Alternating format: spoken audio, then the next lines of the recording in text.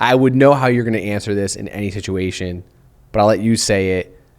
You lose all your speaking gigs. It was a one after another. And then finally, like, every domino dropped. What did you say? Okay, so what's next? Like, what do we do instead? Or how do we keep going? And I said, with losing all of our client business, explicitive or expletive. Lots of expletives, lots of 4-letter expletives.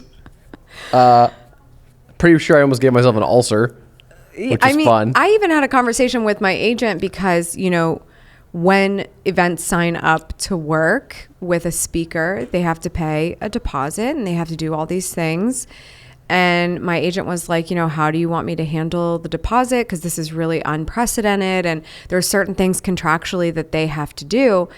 And I was like, what do you want me to do in this situation? Like, I would much rather be empathetic and say, just let's work together when this all starts working out again. Let's, you know, take the year that we're being given to slow down. Let's slow down.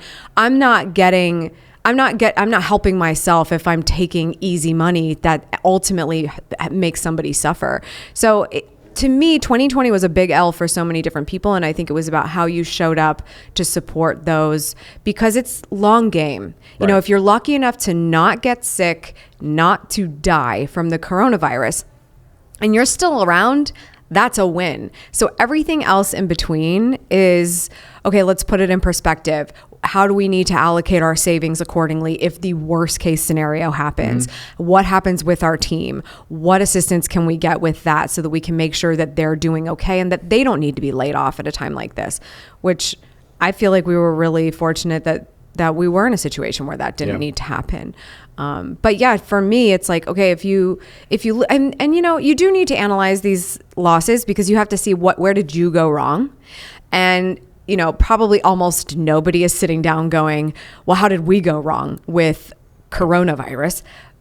But you'd be smart to do that, because ultimately, if you thought the world is always going to be like this and we're always going to be able to make money this way, that's on you, because now that landscape has shown you that it can change. So, I mean, that's my inclination. If something happens and it's a huge loss or it's a huge hit, or, you know, our client work changed a lot, to your point, that was a huge hit to us.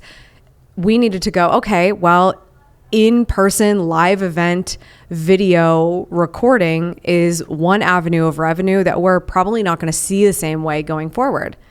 And I think that's still true. I think we're still going to see live events. I think they're so excited to make a huge comeback. But the world is different now, and we need to be prepared for there to be a lot of different versions of the way events work. So that's what taking an L means to me. It's, you know, how do you take it in stride? How do you learn from it? And how do you keep going? Because one loss is not enough to tear me down from something that I've been doing for so long. Why would I have done all of this, put all my energy into this, go through all this learning, go through all this risk to have one occurrence take it all out? Yeah, as you can see, my job is really easy in helping her deal with an L.